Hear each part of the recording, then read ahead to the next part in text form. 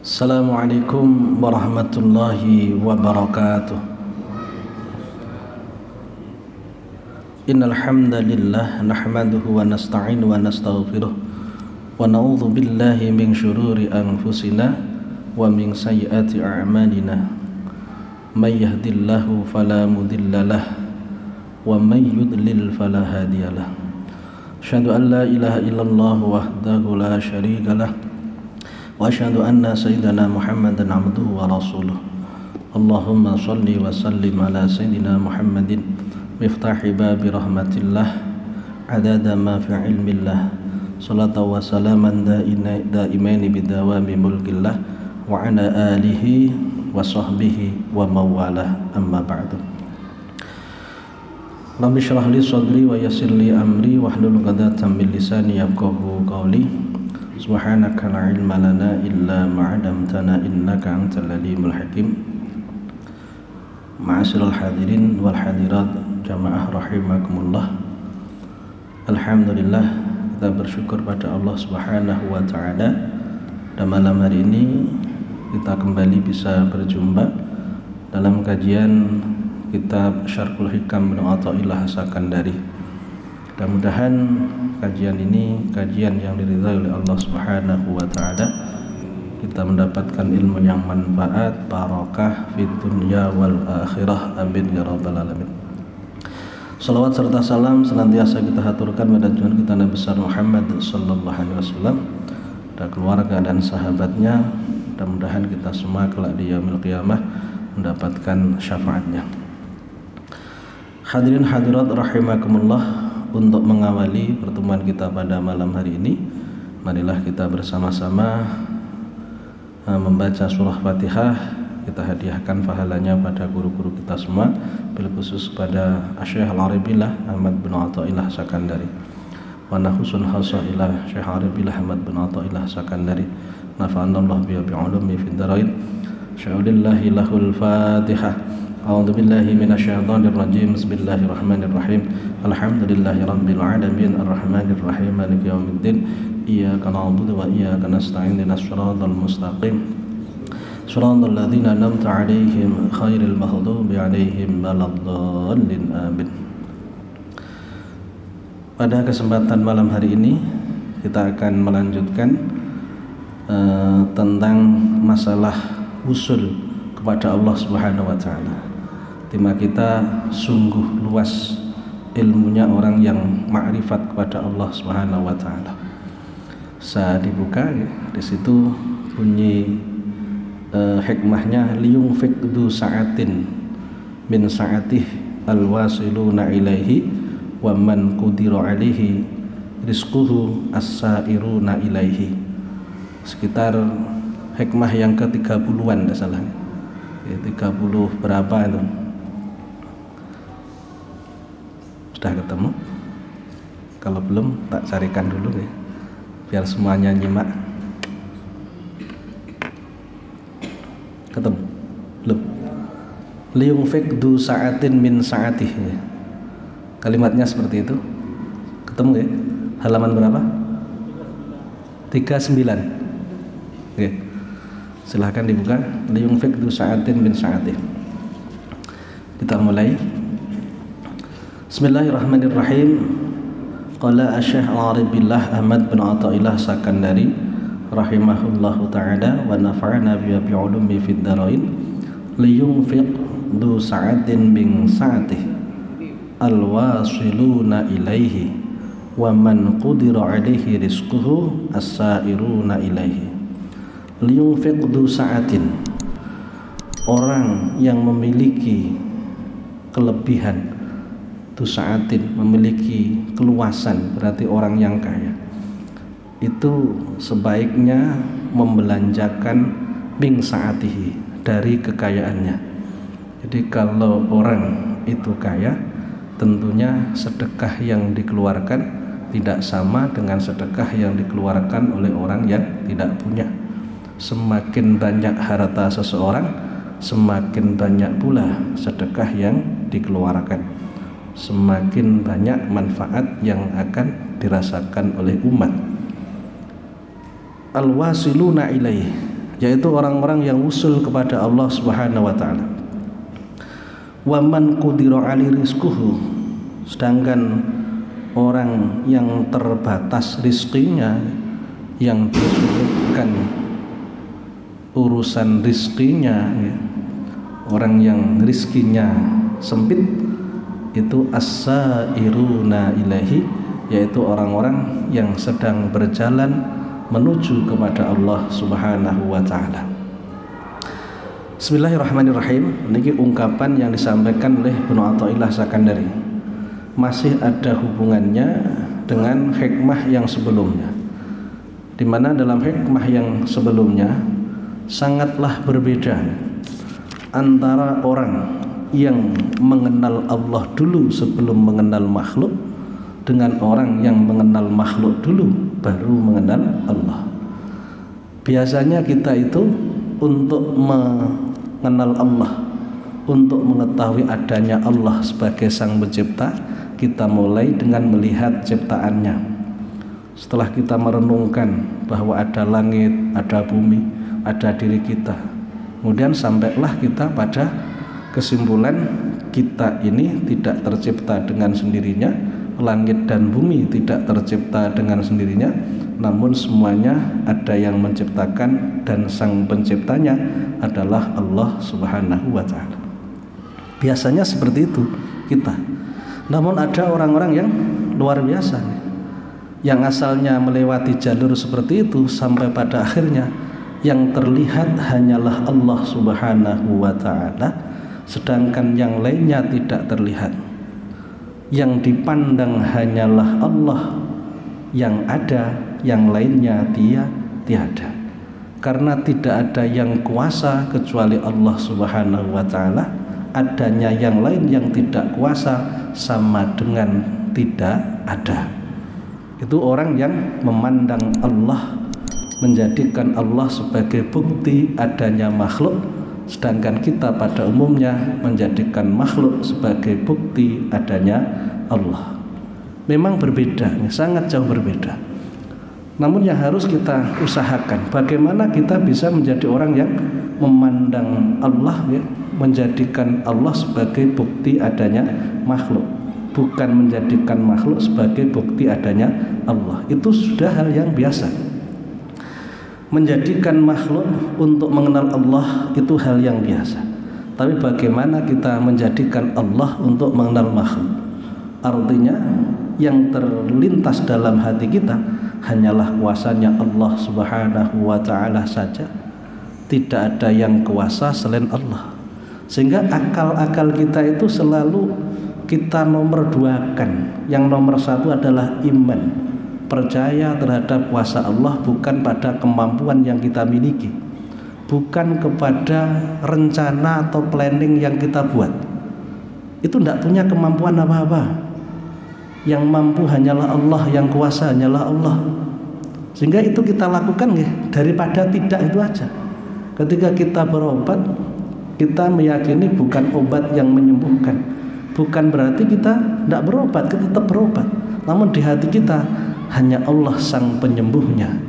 Andaikan kita mendapatkan kesembuhan, ya kita bersyukur, alhamdulillah Engkau berikan kesembuhan wahai Allah. Andaikan tidak mendapatkan kesembuhan, ya karena memang obat tidak menyembuhkan. Maklum, wajar, karena obat tidak bisa berbuat apa-apa, dokter tidak mampu berbuat apa-apa. Ikhtiar tetap kita lakukan, hanya saja tidak mengandalkan pada ikhtiar kita. Kita tetap bertawakal, berserah diri kepada Allah Subhanahu wa taala. Ini yang kita harus terus lakukan. Bagaimana menjadi orang yang seperti itu? Insya Allah kalau menjadi orang seperti itu, kita akan menjalani kehidupan dengan penuh kebahagiaan, dengan penuh sukacita. Walaupun kita di posisi sesulit apapun, kita tidak menganggap itu sebagai sebuah kesulitan. Namun itu sebuah pilihan yang diberikan Allah kepada kita. Dan apa yang menjadi pilihan Allah adalah pilihan yang terbaik. Karena yang tahu terbaik buat kita ke depannya hanyalah Allah. Kita taunya hanya saat ini dan yang tadi. Untuk yang nanti, jangankan besok, nanti saja apa yang terjadi pada kita tidak tahu. Sedangkan Allah mengetahuinya. Yang sudah lewat Allah tahu, saat ini Allah tahu, yang akan datang pun juga Allah mengetahuinya. Karena yang terjadi dalam kehidupan ini semuanya telah diatur, telah ditakdirkan oleh Allah Subhanahu wa taala. Kita sebagai hamba tinggal menjalaninya. Kalau di hati kita terbersit pemikiran yang semacam itu, bahwa ini adalah pilihan Allah dan Allah adalah pilihan yang terbaik, kita akan bisa menerima kenyataan sepahit apapun dalam kehidupan kita. Namanya orang hidup, tidak mungkin tidak ada masalah. Namanya orang hidup tentunya bisa menyelesaikan masalahnya kalau dia faham tentang persoalannya. Namun kalau tidak faham, dia pasti akan lari dari masalah, menghindar dari masalah, tidak ingin menghadapi masalah. Orang yang terbiasa lari dari masalahnya adalah pengecut, dan dia tidak akan bisa keluar dari masalah. Semakin dia menjauh dari masalah, semakin besar masalah yang akan dihadapinya. Namun kalau dia siap menjalani apapun yang menjadi ketentuan Allah kepadanya, dia akan senantiasa mendapatkan pertolongan dari Allah. Kalau kita ingin ditolong Allah, kuncinya hanya satu, rela dengan apa yang dipilihkan Allah pada kita. Hanya itu. Usaha ya tetap, namun di hati. Biasanya orang itu usaha dilakukan, namun di hatinya itu mendosol. Di hatinya itu tidak rela. Di hatinya itu ngersulo, gara-gara ngersulo ini ya, gara-gara tidak rela seperti inilah, kita tidak mendapatkan apa yang kita inginkan. Padahal sudah usaha mati-matian. Tapi kalau kita sudah bisa ikhlas menerimanya, tidak akan mempersoalkannya, kemudian kita usaha sebatas yang kita mampu. Kita istilahnya gelunak-gelanuk no bahasanya, pokoknya melakukan satu usaha lah, insya Allah akan berhasil. Bukan berarti diam, tetap melakukan usaha, dan kita di hatinya ada kepasrahan yang mungkin selama ini tidak kita lakukan. Kita lebih mengandalkan pada usaha kita, kepasrahannya yang kurang. Di hati kita tidak bisa menerima, padahal mau tidak mau kita harus menerima itu semua. Inilah orang yang mengenal Allah Subhanahu wa taala sebelum mengenal makhluk. Yang dilihat adalah kuasa Allah sebelum dia berusaha, sebelum dia berikhtiar. Yang diingat hanyalah Allah sang penentu, Allah sang penguasa, sang penguasa, Allah yang mengatur segalanya. Seperti itu. Nanti bukan dikala dia gagal kemudian dia kembalikan ke Allah. Tidak, sejak awal dia memulai usaha, dia sudah meyakini bahwa Allah lah sang menentu. Saya ini daripada diam, cara kasaran ngomong ditutup mawon ya. Ditutup mawon bekerja ya. Sebenarnya tidak ada pengaruhnya kerja dan tidak, karena yang menentukan adalah Allah, bukan kemampuan kita dalam bekerja. Kalau memang kemampuan kita yang menentukan, semua orang pasti kaya kok. Tidak ada orang yang tidak bekerja di umumnya ya. Namun kenyataannya pekerjaannya sama, waktunya mungkin lebih lama daripada yang satunya. Yang satunya sukses, satunya tidak sukses. Gisnatan itu karena memang tidak menentukan usaha yang kita lakukan. Yang menentukan adalah kuasanya Allah. Kalau sejak awal kita bangun hati kita keyakinan bahwa semuanya adalah menjadi kehendak Allah, menjadi takdir dari Allah, kita menjalaninya itu dengan penuh keikhlasan dan ikhtiar yang kita lakukan. Tidak terlalu ngongso-ngongso, ngoyo itu tidak ada. Memaksakan diri di luar batas kemampuan tidak ada. Dia melakukan bismillahirrahmanirrahim. Saya lakukan ikhtiar saya. Ya sudah, nantinya apa hasilnya? Insya Allah hasilnya sangat besar. Karena modal yang terbesar telah kita miliki apa? Kepasrahan, menerima, tidak protes ya, tidak gerundel dengan apa yang ditetapkan Allah pada kita. Itu modal yang sangat besar. 90% modalnya di situ. Sedangkan ikhtiar itu hanya 10%, mungkin tidak ada. Okay. Tapi kita terbalik ya. Gerundele banter ya.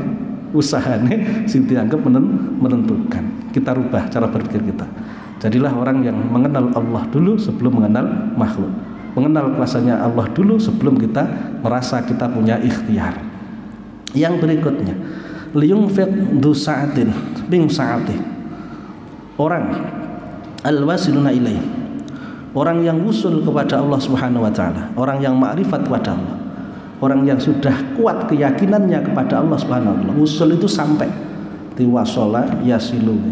Nanti wasola itu artinya sampai kepada Allah. Artinya keyakinannya kepada Allah itu sudah terbangun dengan baik. Kuat sekali keyakinannya kepada Allah, tidak tergoyahkan sama sekali. Pokoknya la yadur wa la yanfa'u illallah. Tidak ada yang memberikan manfaat dan bahaya kecuali Allah. Kalau wali ya la khaufun alaihim wa lahum yazanun. Tidak ada rasa takut dan tidak ada rasa susah. Lah nyapo karek nglakoni. Kok kita pusing-pusing dalam melihat mengalaminya gitu, dalam kita menerimanya gitu. Ya karek lakoni. Kita tinggal menjalaninya. Di hatinya hanya ada Allah yang berkuasa, la yadur wa la yanfa'u illallah. Tidak ada memberikan bahaya dan manfaat kecuali Allah. La fa'ila illallah, yang berbuat hanyalah Allah. Tidak ada yang lainnya. Kita bisa melakukan ibadah karena adanya pertolongan dari Allah, bukan kemampuan kita. Kalau kita bisa bekerja karena adanya pertolongan Allah. Tanpa adanya pertolongan Allah tidak mungkin kita bisa melakukannya. La haula wa la quwata illa billahil azim. Tidak ada kemampuan dan kekuatan kecuali adanya Allah yang memberikan pertolongan. Itu al-wasilun, orang yang sudah sampai kepada Allah. Dan kita harus al-wasilun, sampai kepada Allah. Namun untuk sampai kepada Allah tentunya kita harus sairun dulu, salikun. Jadi harus melalui tahapan-tahapan. Proses harus kita jalani. Tidak mungkin kita sampai ke bagian yang atas tanpa melalui bagian-bagian yang bawahnya. Tidak mungkin langsung perguruan tinggi, harus TK, SD, SMP, SMA kan gitu. Jadi tahapan-tahapan harus kita lalui. Tahapan untuk menjadikan iman kita kuat pada Allah harus kita lalui. Tahapannya apa? Ya termasuk kita memperbanyak zikir kepada Allah. Memperbanyak zikir kepada Allah, menanamkan kalimat ikhlas, la ilaha illallah, la ilaha illallah, la ilaha illallah dalam hati kita. Syukur-syukur kalau ada guru yang menuntun kita, ada seorang mursyid yang membimbing kita untuk bisa sampai kepada Allah, karena dia sudah punya pengalaman sampai kepada Allah, sehingga tahu jalannya kepada Allah itu di mana, itu tahu. Kita harus melakukan apa biar kita bisa wusul kepada Allah, menjadi orang yang ma'rifat pada Allah. Hal yang seperti ini bukan hanya sekedar dibicarakan, bisa jadi menjadi kenyataan. Karena mereka-mereka yang wusul kepada Allah, mereka-mereka yang ma'rifat pada Allah, sama manusianya seperti kita, sama seperti kita. Karena sudah melalui tahapan-tahapan yang panjang, sampailah mereka ma'rifat pada Allah. Kita pun kalau mau melalui tahapan-tahapan yang panjang, etika-etika dalam menuju kepada Allah, kita jalani, ya insya Allah kita akan sampai kepada Allah. Namun sangatlah sulit kalau tidak dibimbing oleh seorang mursyid, syekhun mursyidun muhaqqiqun, seorang guru yang bisa menunjukkan dan dia sendiri memang benar-benar sudah sampai, sehingga tidak hanya sekedar mengarahkan, menuntun, ayo tak tuntun sampailah ke sana. Kamu harus mengamalkan ini, nanti kamu akan sampai ke sana. Saya seringkali sampaikan, kita hidup di dunia hanyalah sementara. Kondisi kita di akhirat nanti tergantung sejauh mana kita dalam menjalani kehidupan di dunia ini. Kita tidak ingin hanya sekedar masuk surga. Kita inginnya bisa meraih nikmat yang besar di surga, tingkatan yang paling tinggi di surga. Dan itu bisa kita dapatkan jika kita memang melakukan hal-hal yang bisa menyampaikan kita ke sana. Karena kita masih punya kesempatan, kita masih hidup. Maka nikmat hidup itu sudah nikmat yang tidak bisa kita ukur besarnya, sangat besar. Yang asalnya mungkin kita masuk neraka gara-gara dosa kita, kita bertobat pada Allah, kita akan diampuni dosanya, akhirnya masuk surga. Orang yang mati, yang belum bertobat pada Allah, di sana mau bertobat misalkan, kira-kira bisa enggak? Jangan, enggak bisa. Kesempatannya sudah habis. Ya sayangnya kita yang tidak menyadari besarnya kesempatan yang diberikan pada Allah, oleh Allah kepada kita, sehingga perlu kita manfaatkan. Sering waktu kita lewatkan begitu saja, tidak banyak manfaat yang kita lakukan. Padahal kesempatan tidak akan selamanya ada, sewaktu-waktu akan berakhir dengan datangnya kematian. Kalau kita memang berusaha betul untuk menjadi orang yang dekat dengan Allah, insya Allah Allah akan menyambungkan kita ke sana. Yang penting kita tuh mau proses. Untuk sampainya ke sana, Allah lah nantinya yang akan memberikan jalan kepada kita, yang menunjukkan jalan pada kita, yang membukakan hati kita, menjadikan futuh hati kita. Hati pun penuh dengan keimanan yang kuat pada Allah Subhanahu wa taala. Ketika orang itu ma'rifat kepada Allah, kata Habib Abdullah Al-Haddad dalam kitab Rizqul Ma'wana, ketika orang itu mengenal Allah, maka akan ada rasa cinta kepada Allah. Kalau cinta kepada Allah, maka dia akan menjadi orang yang taat kepada Allah. Kalau sudah menjadi orang yang taat kepada Allah, ya akhirnya jaminan surga. Dia akan mendapatkan jaminan surga. Nikmat surga akan diberikan orang yang taat itu. Karena kewajiban kita adalah beribadah pada Allah di dunia ini kan. Wa ma khalaqtul jinna wal insa illa liya'budun. Telah kuciptakan jin dan manusia kecuali untuk beribadah padaku. Bagaimana kita menurut sama aturan Allah? Jadi Allah itu punya aturan. Tabiatnya setiap orang itu tidak mau diatur. Maunya itu membuat aturan sendiri, tidak mau mengikuti aturan yang lainnya. Walaupun kita sebagai rakyat, belum tentu kita mau nurut sama aturannya pemerintah, aturannya pejabat misalkan. Ini contoh kecil. Begitu juga kita sebagai hamba, belum tentu kita sebagai hamba itu mau nurut sama aturan Tuhan kita. Semestinya sebagai hamba sadar apapun yang menjadi aturan Tuhannya harus diikuti. Diperintahkan untuk apa ya dikerjakan, dilarang melakukan apa ya ditinggalkan. Tapi kenyataannya apa yang terjadi di tengah-tengah kita nih? Di antara yang taat dengan yang maksiat, prosentasenya lebih banyak yang maksiat.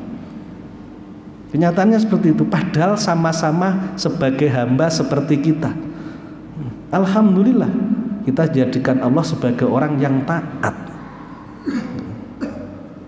Karena setiap orang pasti berontak. Kalau diatur itu berontak, tidak mau menerima. Tapi kita kok bisa menerima? Kita disuruh sholat ya berangkat sholat. Tidak hanya sekedar sholat saja, kita berjamaah, kita mau ngaji, kita mau sedekah, kita mau berbuat baik dengan sama. Nah itu semua kan perintah Allah. Kok kita dengan sadarnya mau melakukan? Di sisi lain banyak orang yang tidak mau melakukan sama sekali. Sudah tahu bahwa Allah menyuruh sholat, tidak mau mengerjakan sholat. Bukan karena sibuk, karena memang tidak mau. Walaupun tidak ada kesibukan pun tetap tidak akan dilakukan, karena memang tidak mau melakukan aturan yang dibuat oleh Allah. Kenapa terjadi seperti itu? Karena tidak ada rasa cinta kepada Allah. Tidak ada rasa cinta. Orang itu kalau tidak ada rasa cinta, tidak mungkin dia mau melakukan apa yang diperintahkan orang tersebut. Kalau ada rasa cinta, mau apapun yang disuruh mau. Kita cinta sama keluarga kita, walaupun kita bersusah payah mencari nafkah, ya kita lakukan. Padahal setelah kita dapat gajian misalkan, kita tidak menerima sama sekali, langsung dikasihkan ke istri. Padahal yang sing kangelan karena wedi yang kesulitan kita, yang capek-capek kita, tapi yang menerima gajinya adalah istri, yang menerima gajinya adalah anak. Kenapa kita mau memberikan? Karena kita ada rasa cinta. Kenapa orang mau beribadah kepada Allah? Karena ada rasa cinta kepada Allah. Kalau tidak ada rasa cinta, ya tidak mungkin mau melakukan. Kenapa tidak ada rasa cinta? Pertanyaannya, dikarenakan tidak mengenal Allah, tidak mengenal. Nanti ketika orang itu tidak kenal, ya tidak cinta. Malam ya'rif lam yuhib. Barang siapa tidak kenal, tidak akan cinta. Karena jarang ngaji. Taunya bahwa kita itu pokoknya yang penting ibadah itu aja, tanpa ditunjukkan betapa besar anugerah yang diberikan Allah kepada hambanya. Termasuk nikmat hidup itu loh anugerah yang besar. Masih punya kesempatan dibandingkan dengan mereka yang sudah meninggal dunia. Itu tidak dirasakan. Sehingga nikmat hidup kok tidak cukup. Saya harus punya kekayaan kan gitu. Jadi tidak mau mensyukuri nikmat hidup tok. Harus baru dikasih kaya dia mau bersyukur. Kalau tidak ada harta, tidak mau bersyukur. Nikmat hidup besar, nikmat sehat besar, walaupun kita tidak punya apa-apa. Ketika orang itu memang tidak mengenal Allah, maka tidak akan ada rasa cinta. Ketika tidak ada rasa cinta, tidak akan mau nurut sama kemauannya Allah. Kalau tidak mau nurut, yang dirugikan bukan Allah, yang dirugikan adalah diri kita sendiri yang tidak mau nurut. Agar timbul rasa cinta, harus kita terus berbicara tentang kuasanya Allah, berbicara tentang nikmat-nikmat yang diberikan Allah, berbicara tentang kehidupan kita, apapun yang kiranya bisa mengantarkan kita mendapatkan mengenal Allah itu harus kita lakukan. Pemahaman kita tentang agama harus kita tingkatkan, harus kita tambah, kita perbaiki agar kita menjadi orang yang ma'rifat kepada Allah, mengenal Allah. Al-wasilun, orang yang sudah sampai kepada Allah, yang ma'rifat pada Allah, itu akan mendapatkan pemikiran yang sangat luas. Pikirannya sangat luas, cara berpikirnya tidak sempit, cara berpikirnya luas, menghadapi persoalan tidak gampang gupuh. Karena apa? Nyambung dengan Allah. Tidak ada sekecil pun yang terjadi dalam kehidupan ini kecuali Allah yang menghendaki itu semua terjadi. Kedepe moto, ambekane awake dhewe, jebloke godhong, kabeh itu kan dikersakne Gusti Allah. Apalagi dengan kesulitan-kesulitan yang kita hadapi. Kita punya hutang banyak, ternyata belum bisa membayar. Ya memang dikersakne Gusti Allah. Hakikatnya seperti itu. Sehingga dia tidak pernah ada rasa ketakutan. Usaha tetap dilakukan sebagai bentuk zahir, namun keyakinan kepada Allah tidak pernah surut. Allah maha segala-galanya. Walaupun saya mengalami kesulitan sebesar apapun, tapi Allah itu tidak ada yang bisa mengalahkan, pasti akan bisa memberikan pertolongannya kepada kita. Tergantung kitanya bagaimana agar apa yang kita lakukan agar Allah itu memberikan pertolongannya kepada kita. Pertanyaannya bukan menunggu, tapi apa yang kita lakukan agar Allah memberikan pertolongannya. Tidak ada yang sulit bagi Allah, semuanya sangatlah mudah. Sebesar apapun masalah kita, kalau Allah yang menyelesaikan, semuanya akan bisa beres. Maka kita harus tumbuhkan rasa berserah diri kepada Allah. Wa may yatawakkal 'alallah fa huwa hasbuh. Barang siapa yang bertawakal pada Allah, Allah akan mencukupinya. Jelas ayatnya yang berfirman Allah. Kitanya yang setengah-setengah dalam bersandar kepada Allah karena kita masih merasa punya kemampuan, merasa kita punya kepinteran, karena kita punya harta dan lain sebagainya, sehingga kepasrahan kita kepada Allah masih sangat kurang. Orang yang sudah ma'rifat kepada Allah, dia pemikirannya luas, memandang sesuatu itu dari segala sisinya, tidak hanya sekedar zahirnya, apa yang ada di balik semuanya. Ada pelajaran yang berharga yang disampaikan Allah kepada kita dan kita harus bisa memahaminya. Pelajarannya itu harus dengan mikir, karena tidak ada kalimat yang disampaikan bentuknya dalam satu kejadian, namun di balik itu ada pelajaran bagi kita tentang kehidupan kita saat ini ya, yang masih belum bisa keluar dari COVID-19. Ini menjadikan pelajaran berharga bagi kita, bahwa kita memang harus benar-benar terus mendekat kepada Allah, di mana usaha demi usaha yang kita lakukan ternyata belum membuahkan hasil. Jangan mengandalkan pada usaha, bukan berarti tidak berusaha, namun kuatkan keyakinan kepada Allah bahwa Allah senantiasa akan berikan pertolongannya kepada kita dengan satu syarat, kita menjadi orang yang taat kepada Allah. Dalam Al-Quran kan dikatakan, "Lau anna ahlal qura amanu wattaqau lafatahna alaihim barakatim minas sama."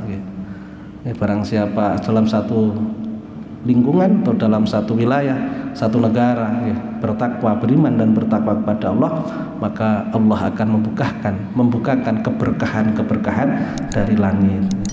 Pikirannya harus luas, jangan sempit. Saya makan apa kalau saya tidak kerja? Sempit pemikiran seperti itu. Selama ini siapa yang ngasih makan? Allah, bukan pekerjaan kita. Kalau memang Allah mempersulit pekerjaan kita, Allah itu tanggung jawab. Jenengan Gusti yang mempersulit saya, pasti jenengan ngasih solusi ke saya. Tidak mungkin hanya membiarkan, karena itu semua sudah dikehendaki oleh Allah. Misalkan kita mendapatkan kesulitan, mungkin Allah akan membukakan jalan yang lain, sehingga kita tidak boleh pesimis, harus tetap optimis, tetap yakin. Bismillah, tinggal menjalani. Saat ini mungkin kerjaan masih sepi, saya yakin Allah tahu kalau kerjaan sepi. Wong saya orang taat, saya tetap ibadah. Masa yang taat dengan yang tidak taat oleh Allah disamakan? Pasti tidak sama, pasti dibedakan. Kalau saya terus taat pada Allah, di saat kita mendapatkan ujian, pasti Allah akan memberikan yang terbaik buat kita, memberikan pertolongannya, akan memudahkan urusan kita. Seperti itu. Kita tidak mempersoalkan keadaan, tapi mempersoalkan diri kita yang mungkin bisa menjadi penyebab timbulnya keadaan itu. Berpikirnya seperti itu. Kalau kita sudah tahu bahwa penyebabnya itu pada kita, ya kita akan berusaha untuk memperbaiki kesalahan-kesalahan kita, meningkatkan amal ibadah kita. Orang yang ma'rifat kepada Allah, pemikirannya luas, sehingga ketika memiliki pemikiran luas, di saat dia menyampaikan sesuatu juga luas. Bukan menjadi orang yang provokatif, orang yang mendamaikan, orang yang merukunkan, bukan orang yang justru niki memperkeruh keadaan, yang mengadu domba. Itu orang-orang yang memang belum kenal sama Allah. Kalau kenal Allah, ketika ada masalah dicurhati, dia pasti mengatakan sabar. Itulah ujian yang diberikan Allah, yang akan menghapuskan dosa kamu. Karena tidak mungkin orang itu melakukan itu pada kamu tanpa dikehendaki oleh Allah. Bisa jadi Allah berkehendak seperti itu karena kita masih punya dosa, sehingga dengan cara itulah Allah mau menghapus dosa kita. Daripada kita di sana disiksa, lebih baik kita mendapatkan ujian di sini dan di sana bebas dari siksaan. Karena Allah enggan mengulang azabnya ketika sudah diberikan di dunia. Kalau sudah diberikan ujian di dunia, di akhiratnya bebas. Lebih baik diberi ujian di dunia daripada dimasukkan ke neraka sebab dosa yang kita kerjakan. Mikirnya ngoten. Termasuk bahasanya orang tua dulu, ketika dirasani uang, alhamdulillah dirasani, dosaku kalong, dosaku kelong, berkurang dosa saya. Jadi tidak pernah timbul marah, tidak pernah timbul percekcokan. Yang ada adalah saling mengademkan, saling memberikan saran-saran yang baik, islah, semakin ada hubungan yang terjalin dengan baik. Ketika orang itu kenal Allah, maka pandangannya sangatlah luas, hidup di tengah masyarakat akan senantiasa mendamaikan, merukunkan, bukan menjadikan semakin panasnya suasana. Maka liyunfik du sa'atin min sa'atih. Orang yang memiliki kekayaan, maka dia akan banyak memberikan sesuatu pada orang lain. Kekayaannya apa? Ini orang yang wasilun, ibaratnya orang punya kekayaan. Orang makrifat itu ibarat orang punya kekayaan, sehingga memberikan masukan pandangan yang sangat luas. Makanya kalau kita curhat, jangan sampai salah orang. Kalau salah orang akan memperkeruh suasana. Carilah orang-orang yang dekat dengan Allah, kita minta doanya dan juga minta pendapatnya. Insya Allah kita akan ketemu pendapat yang terbaik. Dengan curhat sama orang yang tidak kenal Allah, isine manas-manasinya. Lah sampeyan ngono iki kok gelem. Lek cara aku wis tak bacok wong iki. Mesti ngoten nggih. Jadi manas-manasi. Makanya kita jangan salah dalam memilih orang.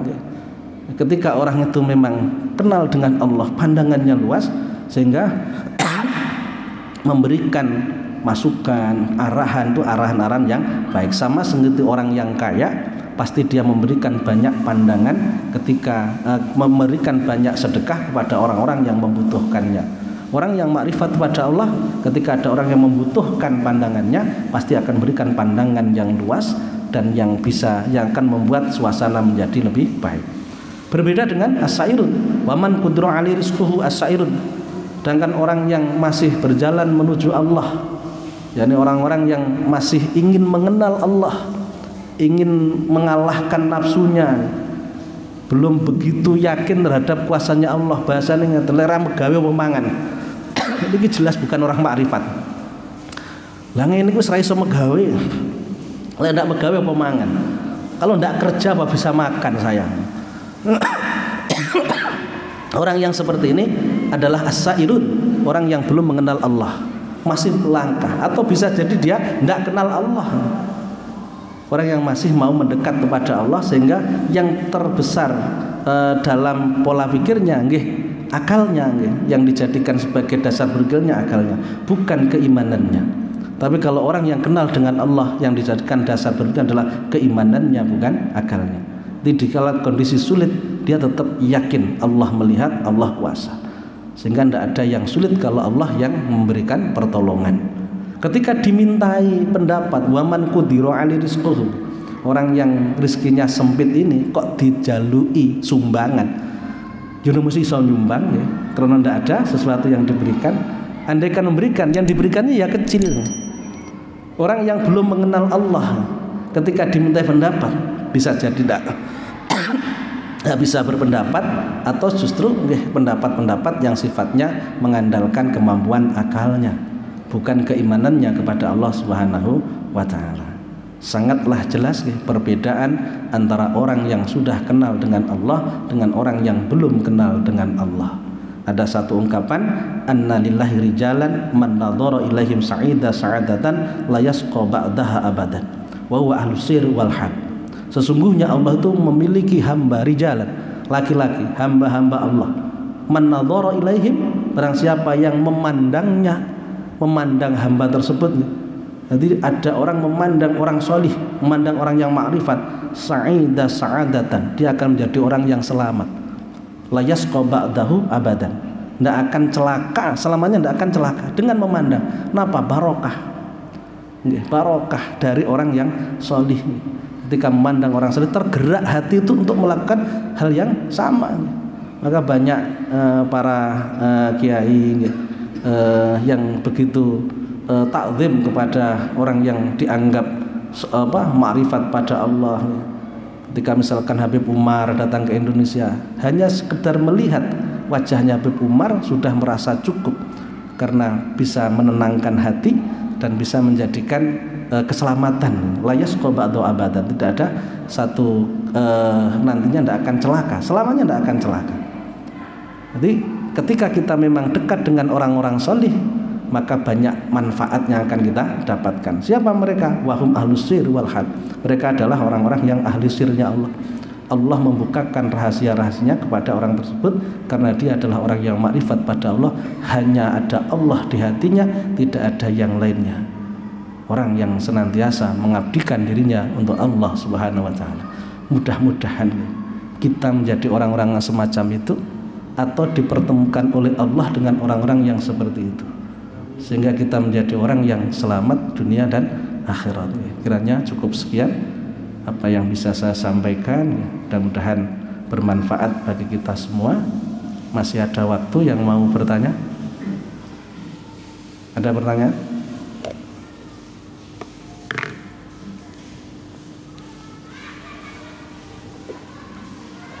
Nggih, monggo. Waalaikumsalam warahmatullahi wabarakatuh.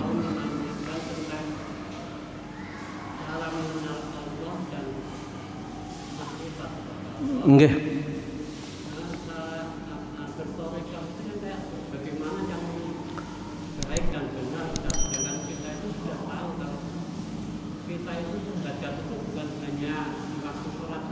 Nggih.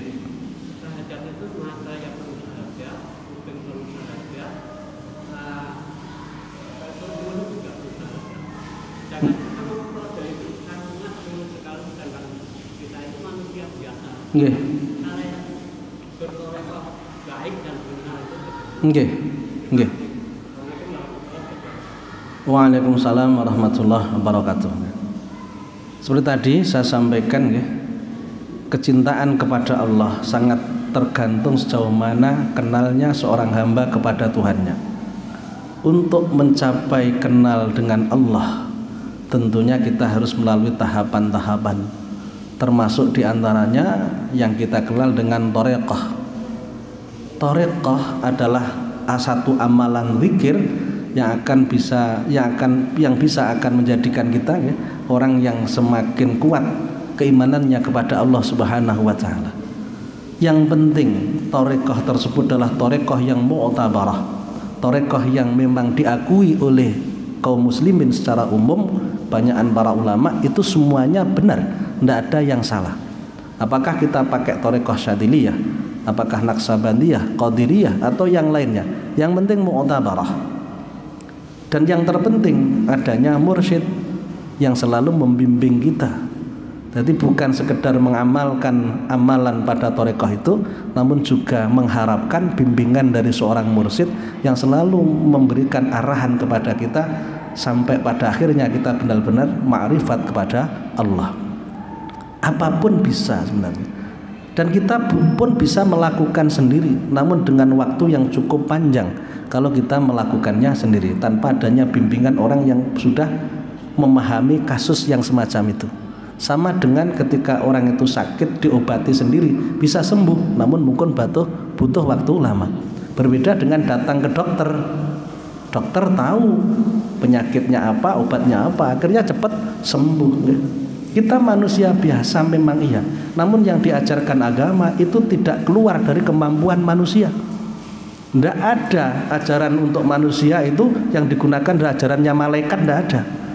Yang diajarkan tetap untuk levelnya manusia, sehingga manusia insya Allah mampu untuk menjalankannya. Tinggal tergantung sejauh mana keseriusannya, kesungguhannya, keinginannya untuk mencapai itu. Ketika hati masih besar cintanya kepada dunia, ya sangat sulit untuk melakukan apa yang menjadi hal yang bertolak belakang dengan hawa nafsu. Permasalahannya pada diri kita masing-masing, bukan karena ajarannya yang berat, itu bukan, kitanya yang memang belum terbiasa melakukan itu karena seringkali kita mengikuti kemauan hawa nafsu kita. Terserah pakai thariqah apa, kalau kita memang sungguh-sungguh insya Allah kita akan sampai pada wusul kepada Allah atau ma'rifat pada Allah. Seperti itu ya. Habis waktunya ya, cukup sekian ya. Ada kurang lebihnya mohon maaf ya. Mudah-mudahan bisa difahami dan membuat kita semakin semangat untuk menjalankan ibadah pada Allah Subhanahu wa taala. Billahi taufik wal hidayah. Assalamualaikum warahmatullahi wabarakatuh. Subhanakallahumma bihamdika asyhadu an la ilaha illa anta astaghfiruka wa atubu ilaik. قد كفاني علم ربي من سؤالي واختياري فدعائي وابتهالي شاهد لي بافتقاري.